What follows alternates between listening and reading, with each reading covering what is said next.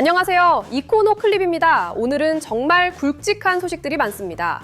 우리나라 수출이 역대 최대 기록을 또 갈아치웠고요. 중동에서는 호르무즈 해협 봉쇄가 장기화되면서 기름값이 심상치 않습니다. 거기에 스타벅스는 마케팅 한번 잘못했다가 대표이사가 잘리는 초유의 사태까지 벌어졌는데요. 하나하나 자세히 살펴보겠습니다. 자, 먼저 첫 번째 뉴스입니다. 5월 1일부터 20일까지, 그러니까 20일 동안의 수출 실적이 나왔는데요. 숫자를 보면 정말 깜짝 놀랄 수준입니다. 이 기간 우리나라 수출이 526억 5천만 달러를 기록했습니다. 전년 같은 기간과 비교하면 무려 64.8%가 늘어난 건데요. 이게 5월 기준으로 역대 최대 실적이에요. 그동안 5월 기준 최고 기록이 2022년 386억 달러였거든요. 그걸 4년 만에 140억 달러나 뛰어넘은 겁니다.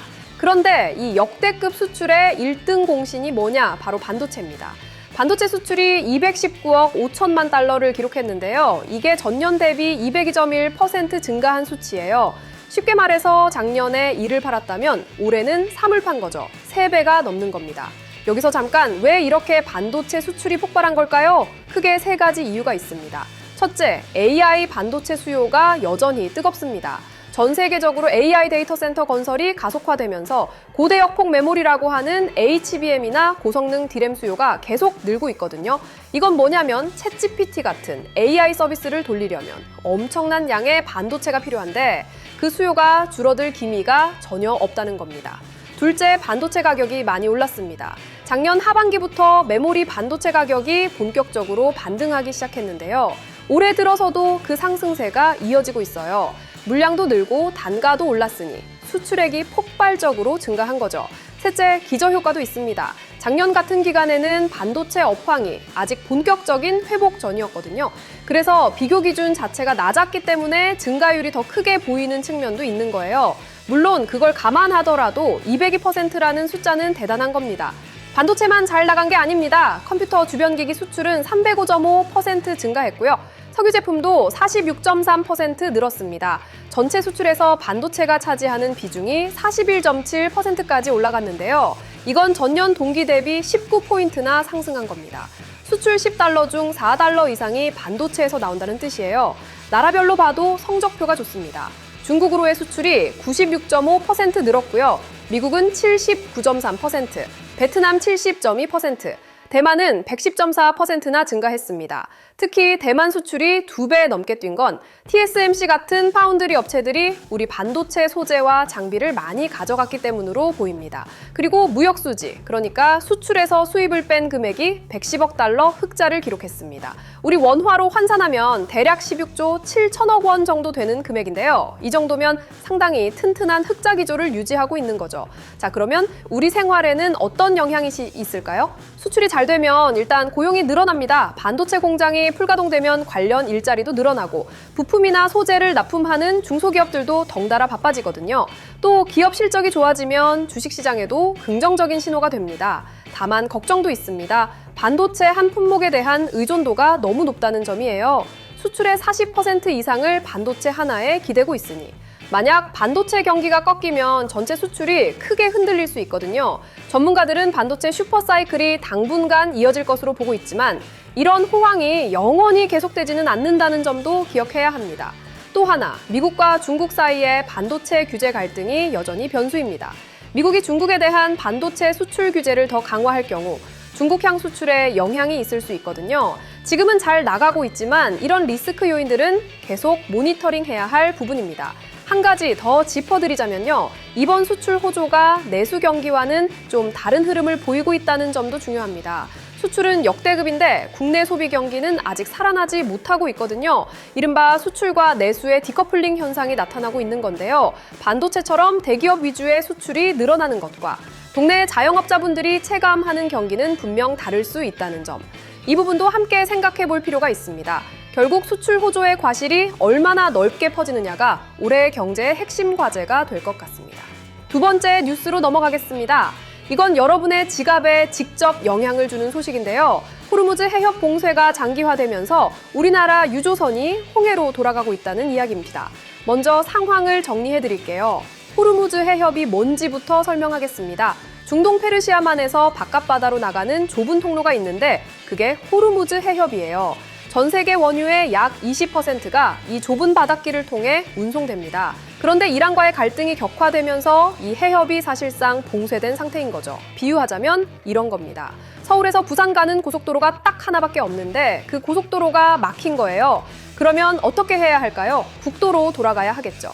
시간도 더 걸리고 기름도 더 들고요. 지금 우리 유조선들이 하고 있는 게 바로 그겁니다. 호르무즈 대신 홍해를 통해 돌아가는 거죠. 해양수산부에 따르면 5번째 한국 유조선이 홍해를 안전하게 통과해서 국내로 원유를 운송 중입니다. 우리 유조선의 홍해 통과는 지난달 중순이 처음이었는데요. 지난달 홍해를 통과한 첫 유조선은 이번 달 7일 전남 여수 GS칼텍스 원유 부두에 도착했습니다.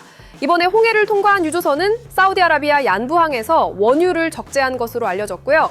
해수부는 해당 선박이 홍해를 지나는 동안 24시간 실시간 모니터링을 하고 항해 안전 정보를 제공하면서 선박과 선원의 안전을 지원했다고 밝혔습니다.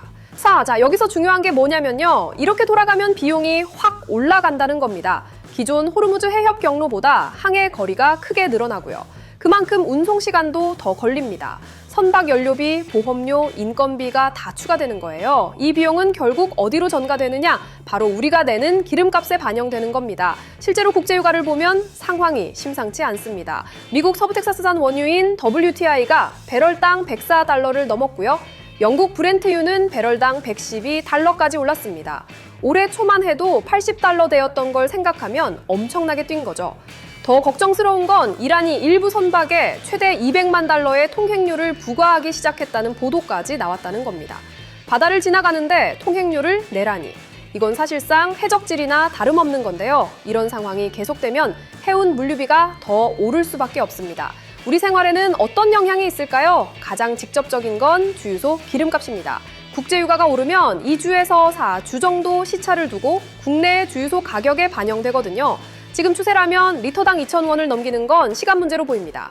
기름값이 오르면 물가 전반에 영향을 줍니다. 택배비, 항공료, 난방비는 물론이고 공장에서 물건 만드는 비용도 올라가거든요. 그러면 먹는 것부터 입는 것까지 다 비싸질 수 있는 거예요. 경제학에서는 이거를 비용 인상 인플레이션이라고 하는데 쉽게 말해 기름값이 모든 물가를 끌어올리는 현상입니다. 유엔도 이미 중동 갈등 장기화와 유가 상승을 이유로 2026년 상반기 세계 경제 성장률 전망치를 기존 2.7%에서 2.5%로 낮춰 잡았습니다. 0.2%포인트가 별것 아닌 것 같지만 세계 경제 규모를 생각하면 수천억 달러의 차이가 나는 거예요. 다행인 건 우리 정부가 원유 수급 다변화에 적극적으로 나서고 있다는 점입니다. 사우디 얀부항에서 원유를 실어오는 홍해 우회 항로가 자리를 잡아가고 있고 선박 안전관리 체계도 구축하고 있거든요. 하지만 근본적으로 호르무즈 해협 문제가 해결되지 않는 한 에너지 비용 상승 압박은 당분간 계속될 전망입니다. 참고로 우리나라는 원유 수입의 약 70%를 중동에 의존하고 있는데요.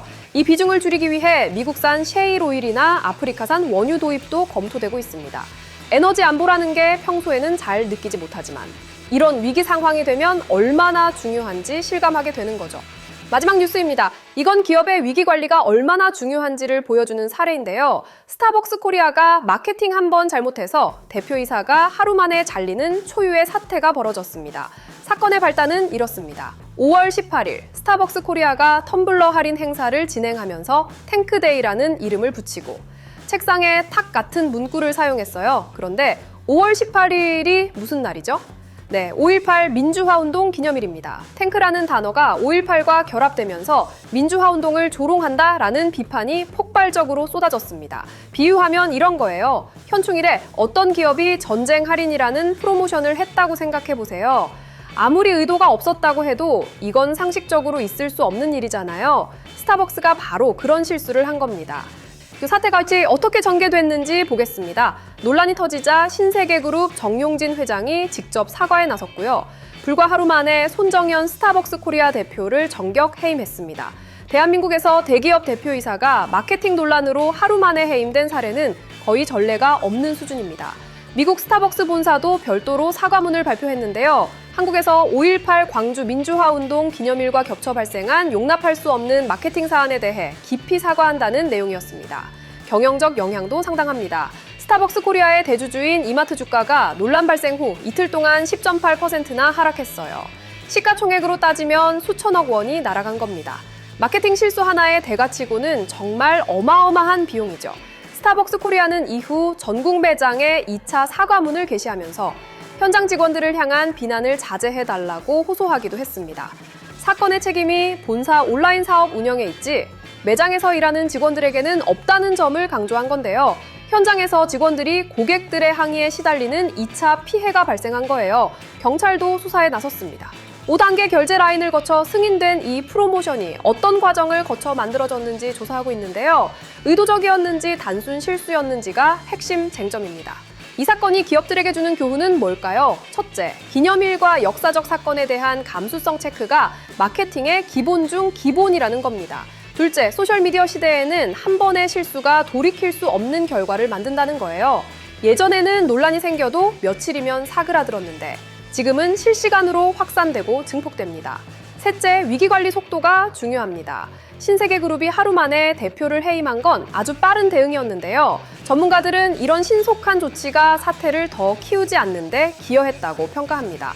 물론 근본적인 문제, 그러니까 왜 이런 프로모션이 5단계 결제를 통과했는지에 대한 답은 아직 나오지 않았지만요. 기업 브랜드라는 건 쌓는 데는 수십 년이 걸리지만 무너지는 건 하루면 충분합니다. 스타벅스 코리아의 이번 사태가 그걸 다시 한번 증명한 셈입니다. 실제로 글로벌 기업들의 마케팅 사고 사례를 보면요. 나이키가 이슬람 문화권에서 불꽃 로고가 아랍어 알라와 유사하다는 논란으로 전량 리콜한 사례도 있었고요. 펩시가 중국에서 광고 문구를 잘못 번역해서 조상을 무덤에서 꺼내온다는 의미가 돼버린 적도 있었습니다. 문화적 감수성 실패는 어느 나라, 어느 기업에서든 발생할 수 있지만 그 결과는 항상 기업에게 큰 타격을 준다는 공통점이 있습니다. 자, 오늘 세 가지 뉴스를 정리해보면요. 한편으로는 반도체 수출이라는 든든한 엔진이 우리 경제를 끌어가고 있지만 다른 한편으로는 중동 리스크라는 먹구름이 드리워져 있는 상황입니다. 그리고 스타벅스 사태에서 보듯이 기업 경영에서는 한순간의 방심이 얼마나 큰 대가를 치르게 하는지도 확인했습니다. 반도체 호황이 언제까지 이어질지, 기름값이 또 얼마나 오를지, 이런 변수들이 우리 일상에 어떤 영향을 줄지 이코노클립이 계속 지켜보겠습니다. 오늘도 시청해주셔서 감사합니다. 이코노클립이었습니다.